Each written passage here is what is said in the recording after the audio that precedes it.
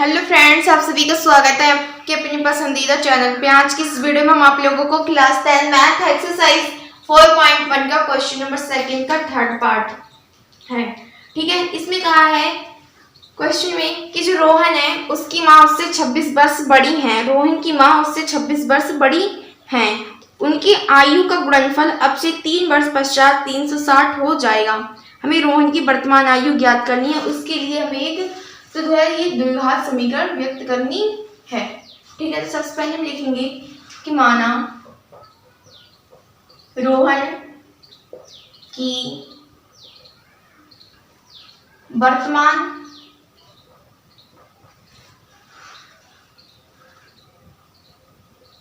आयु बराबर x वर्ष, तब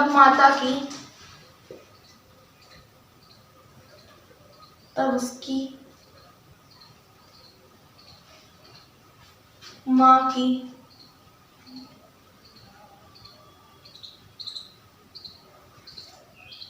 वर्तमान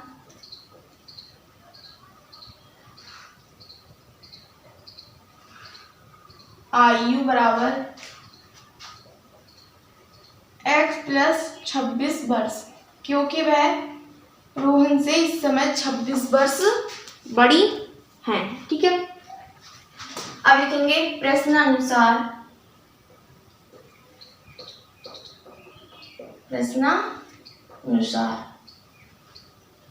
लिखेंगे जो रोहन है प्रश्नानुसार 3 वर्ष पश्चात की बात की गई है। 3 वर्ष पश्चात रोहन की आयु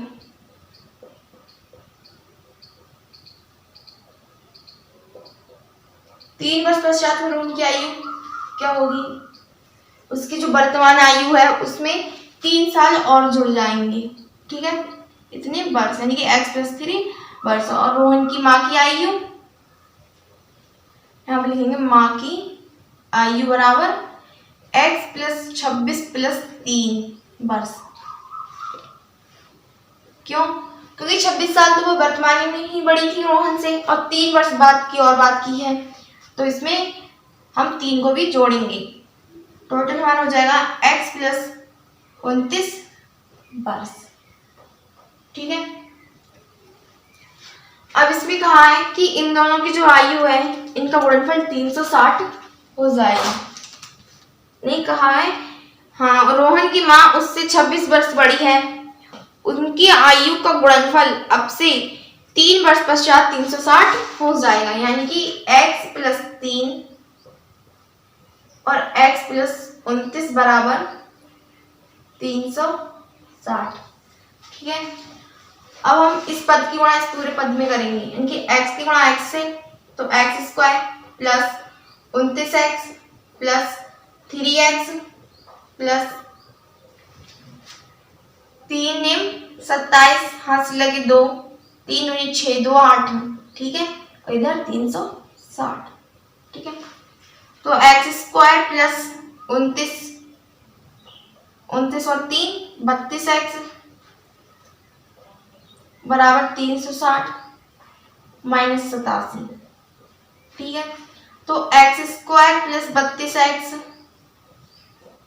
इधर हमारे माइनस में बचेंगे, क्योंकि इधर प्लस की संख्या ज्यादा है और हम बराबर से इस तरफ लेकर आएंगे, तो ये हमारे बचेगा, जो हमारा बचेगा वो हमारा माइनस का बचेगा। ठीक है, 10 में से 7 के तो बचे हमारे 3 और इधर रहेगा हमारे 5। ठीक है, 15 में से हमारे 8 गए, बचे 7 और 2। इधर से हमने 2.5 ले ली तो बचे हमारे 2 बराबर 0। ठीक है, ये हमारी एक द्विघात समीकरण बन गई।